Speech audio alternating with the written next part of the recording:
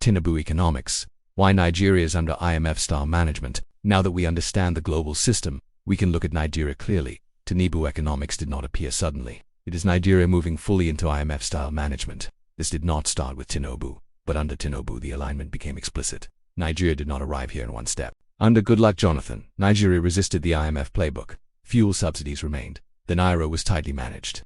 Government spending continued even when oil prices fell. That resistance protected citizens in the short term, but it conflicted with what global lenders and investors wanted. Economically, Western powers preferred a different model. They wanted subsidy removal to free fiscal space. They wanted a weaker, market-priced currency. They wanted easier access for foreign capital. They wanted faster adjustment, not delay. Jonathan's approach slowed those outcomes. It prioritized domestic stability over external discipline, making Nigeria unpredictable to lenders.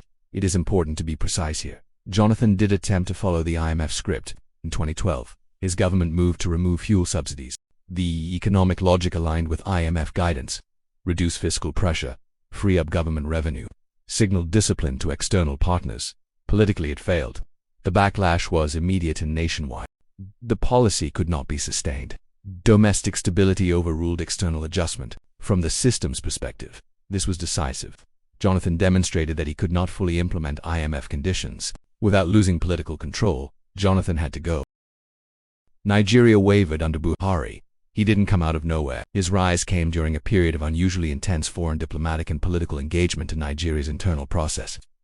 In the final days of the Jonathan administration, senior United States officials were physically present in Abuja, Nigeria's capital. Former U.S. Secretary of State John Kerry met with both Buhari and Jonathan on the eve of the 2015 election, urging restraint and acceptance of the outcome. This meeting is public record. At the same time, Western-style political consulting became part of Nigeria's electoral process in a way it had not been before. The opposition campaign benefited from advisors and strategists linked to U.S. political networks, including individuals associated with President Barack Obama's campaign circle. David Axelrod, President Obama's longtime chief strategist, was publicly reported to have advised figures connected to the opposition coalition during that period. Investigative reporting later confirmed that foreign political consultants, data firms and campaign operators with experience in U.S. and European elections were active in Nigeria, shaping messaging, strategy, and voter targeting. These were not secret operations. They were publicly reported and documented. None of this proves that Nigeria's election was controlled from abroad, but it does demonstrate clear Western interest, engagement, and influence at a moment when Nigeria was under pressure to realign its economic direction. Internationally, Buhari was viewed as a disciplined alternative, someone expected to be more willing to impose reforms, absorb political backlash, and restore credibility with external partners. During this period, Nigeria was under intense diplomatic engagement. Western governments, institutions, and advisors signaled strong preferences for adjustment and reform. Political image shaping, campaign modernization, and international advisory involvement became part of the process. The expectation was clear. A Buhari government would move Nigeria closer to IMF-style economic discipline. Buhari tried to balance Nigeria first instincts with IMF-style expectations. Fuel subsidies were mostly maintained. The naira was defended artificially. Capital controls expanded. Stability was prioritized. At the same time, debt increased sharply. Adjustment was delayed, not avoided. Dollar shortages worsened. Confidence eroded. Nigeria achieved neither outcome. It did not fully protect its economy, and it did not fully adjust. By the end of Buhari's term, buffers were exhausted, debt was higher, and room to resist adjustment was gone. That is what Bola Tinubu inherited. Tinubu chose full compliance. Within weeks, fuel subsidies were removed.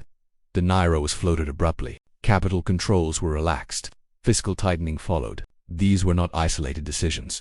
They are textbook IMF conditions. Remove subsidies, float the currency, reduce government spending, open markets to capital flows. Each move matches IMF guidance line for line. The logic was to stabilize foreign exchange, signal disciplined lenders, restore investor confidence, and ensure debt repayment. That is how the IMF system defines success. But this system is not neutral. The IMF is governed by voting power, and voting power belongs to wealthy countries. World economic powers hold significant influence. France is one of them. This is also where France becomes directly relevant. Nigeria has a formal tax cooperation and information sharing agreement with France, often referred to as the Nigeria-France Tax MOU Memorandum of Understanding. Consequently, under this framework, tax data, revenue structures and compliance information can be shared. This allows modeling, monitoring, and coordination.